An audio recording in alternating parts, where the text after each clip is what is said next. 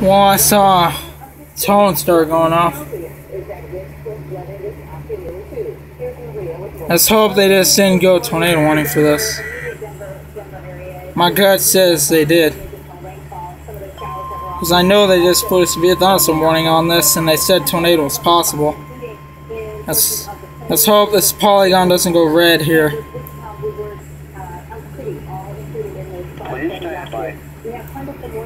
The National Weather Service in Binghamton has issued a tornado warning for southeastern Onondaga County, southwestern Madison County. And I just said tornado warning.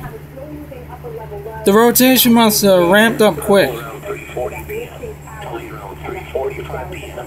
Truxton around 3:50 p.m. Fabius around 3:55 p.m. Kyler around 4 o'clock p.m.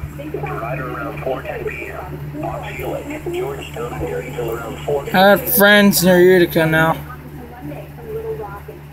This is a storm they just put the tornado warning on. I'm trying to think of who got hit back in July last year. I know there was an EF2 near Smithfield, I believe.